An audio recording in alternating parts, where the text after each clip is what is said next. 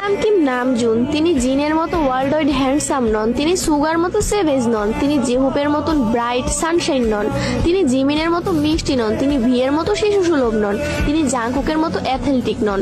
কিন্তু তিনি Kim Namjoon, BTS এর লিডার, সেই গ্রুপ যা বিশ্বব্যাপী কোটি কোটি মানুষের হৃদয়ে জায়গা করে নিয়েছে।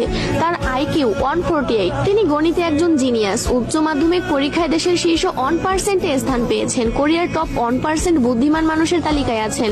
কোরিয়ার সিভিল সার্ভিস পরীক্ষায় প্রথম স্থান অর্জনকারী। Test of English for international কমিউনিকেশনে স্কোর 900+। ডেবিউর আগে ছিলেন একজন আন্ডারগ্রাউন্ডার র্যাপার, ইলেকট্রনিক ইঞ্জিনিয়ারিং এ স্নাতক। শুধুমাত্র ফ্রেন্ডস সিরিজ দেখে ইংরেজি শিখেছেন। 3টি ভাষায় কোরিয়ান, ইংরেজি এবং জাপানিতে দক্ষ।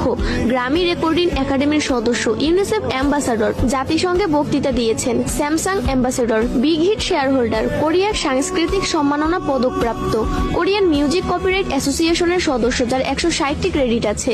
ডেবিট এবং প্রবন্ধ লেখার শিল্পে পারদর্শী, পিয়ানো বাজাতে জানেন, তাইকোয়ান্ডোতে দক্ষ, মাটির শিল্পে দক্ষ, আইস স্কেটিং জানেন, সি ফুড এবং সিগারেট ঘৃণা করেন, আলোতে ঘুমাতে পারেন, গড অফ ডিস্ট্রাকশন বা দ্য ডেস্ট্রয়ার নামে পরিচিত। তিনি র্যাপ করতে পারেন, গান গাইতে পারেন এবং নাচতেও পারেন।